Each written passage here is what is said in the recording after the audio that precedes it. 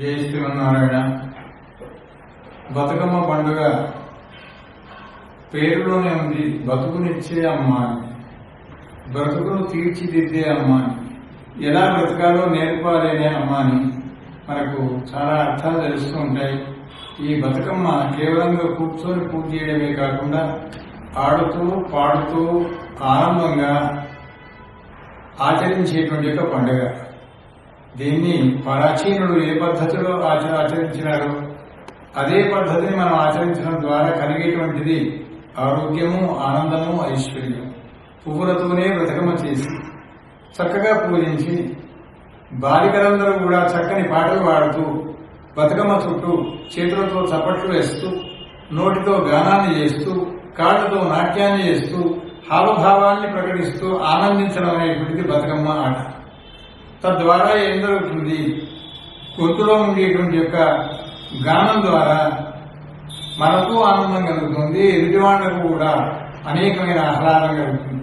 గంతులు వేయడం ద్వారా శరీరంలో ఉండేటువంటి యొక్క రకరకాలైనటువంటి యొక్క రుగ్మలన్నీ కూడా దూరమైపోతుంటాయి. ఆ ఆటపాటల ద్వారా కలిగేది పిల్లలకి ఏంటంటే విద్యా వికాసం వస్తుంది. అందుకే విద్యాలక్ష్మిని ఈ బతుకమ్మకు పేరు, వికాస లక్ష్మిని బతుకమ్మకు పేరు. కొంచెం యవన దశకు వచ్చినటువంటి యొక్క పిల్లలందరూ కూడా కలిసిమెలిసి ఆడుతూ ఉంటే, ప్రాచీన పద్ధతిని పాటిస్తూ ఉంటే చక్కనైనటువంటి యొక్క జీవితంలో చక్కని దాంపత్యం ద్వారా, చక్కని సంతానం ద్వారా, చక్కని ఆరోగ్యం ద్వారా వెలుగుతారు అనేటువంటిది మనకు ప్రాచీనులు చెప్పినటువంటి యొక్క విధానం. అట్లాగే వృద్ధ దశకు వచ్చినామంటే మేము ఆడలేము అనుకోవడానికి వీల్లేదు.